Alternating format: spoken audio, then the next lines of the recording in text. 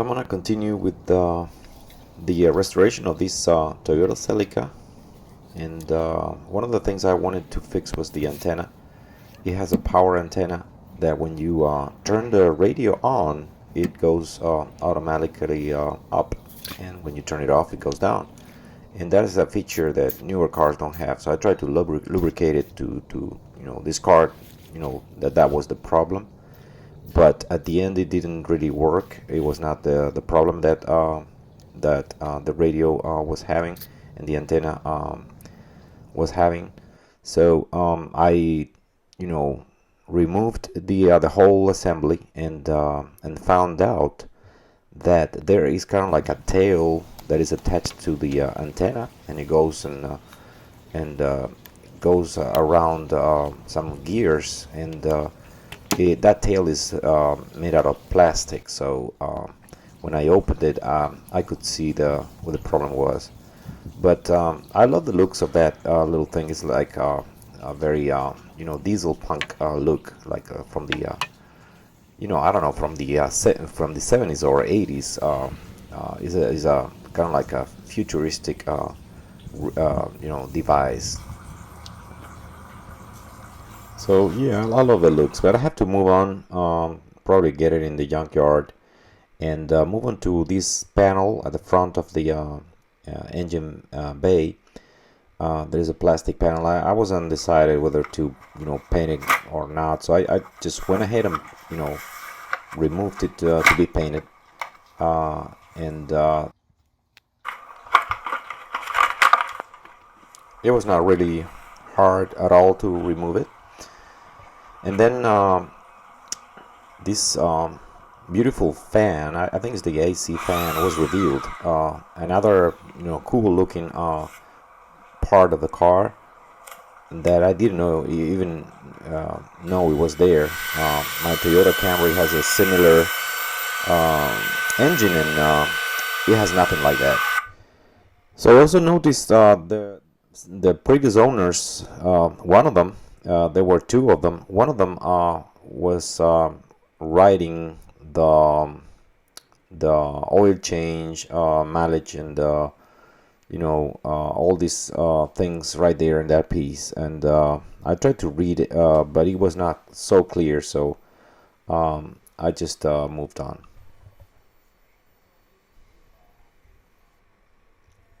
So I started to clean this part of the engine area at the front, and in preparation for that plastic cover to be installed back, and so I did without really any major problems at all. And I think it looked pretty good after it was installed.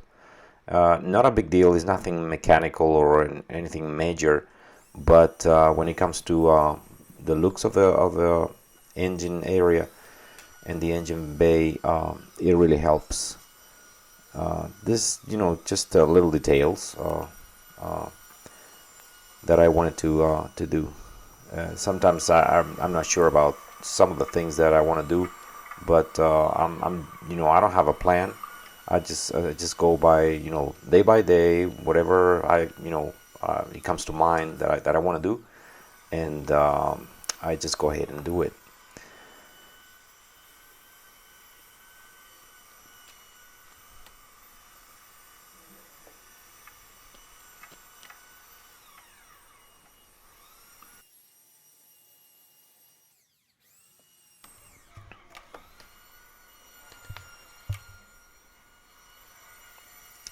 So at the end, I think it looked pretty good,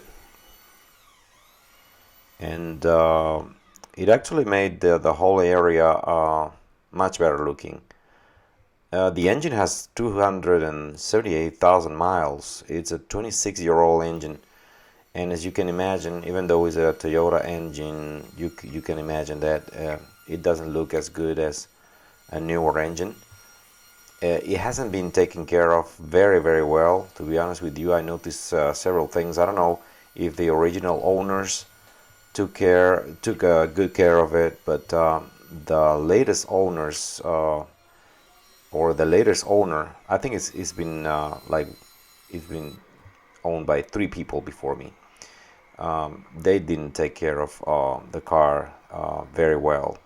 So I moved on to these vents, the air intake for the cabin, and I was trying to figure out how it worked, because when I'm driving the car, I noticed that there's a lot of hot air. It doesn't matter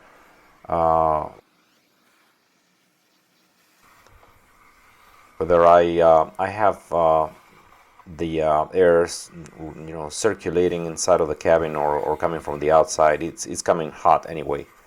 So I thought there was probably an obstruction, due to an obstruction in that area there. And I vacuumed the area. I just stick a long hose inside of that area, where I understood that the air was going into the cabin, but it didn't make any difference. I don't think there was a big obstruction. I haven't really tried the car to see if it worked, but I had to adapt the vacuum hose to a smaller one, because the one that I had didn't fit in there. So when I vacuumed inside of that area, I didn't hear as much dirt, or stuff or debris. That's the area where I think it was, that the air goes into the cabin. So I just vacuumed, and those are the plastic pieces that go on top of that, which I painted too. And that is another plastic cover in the engine area too. So it was yeah, that's the area where it was. Again, it's nothing major, no repairs or anything. It's just to try to make this old engine, tired engine, look better.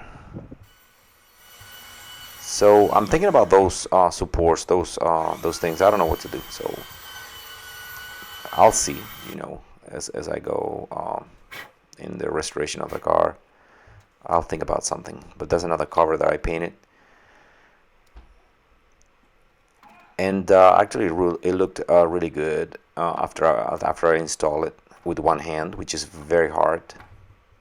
I always hear, YouTubers talking about recording, how hard it is to record with one hand, and now I understand what they were talking about. So this is the